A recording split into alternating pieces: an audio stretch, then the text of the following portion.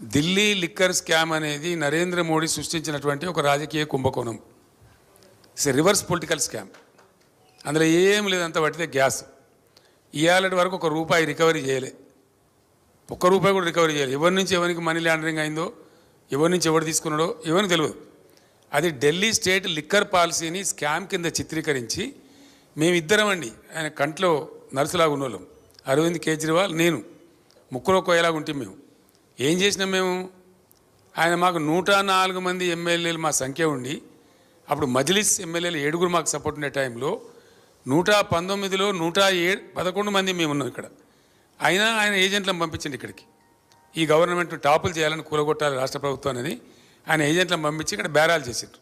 వాళ్ళని పట్టి నిర్బంధించి నేను జైల్లో వేసిన. ఇక్కడ వేయడమే కాదు, ఆ ఏజెంట్లను పంపించిన మూల సూత్రధారి బిఎల్ సంతోష్, ప్రధానమంత్రికి రైట్ హ్యాండు, జాతీయ కార్యదర్శి, ఆయనను పట్టుకరమ్మని చెప్పి ఢిల్లీ సెంట్రల్ బీజేపీ ఆఫీస్ మీదకి మన పోలీసులను పంపించిన నేను.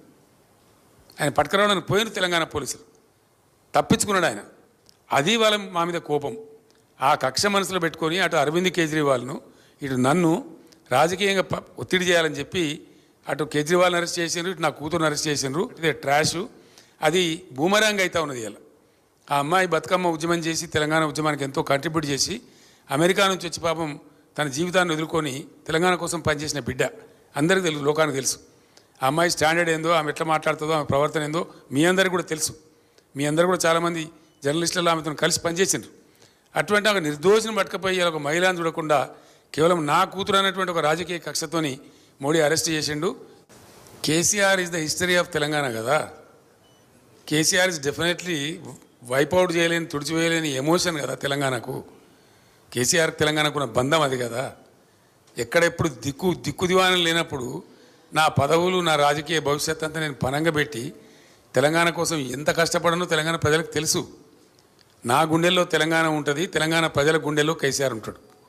గెలుపోవటంలో పక్కకు పెడితే KCR is definitely emotion of Telangana.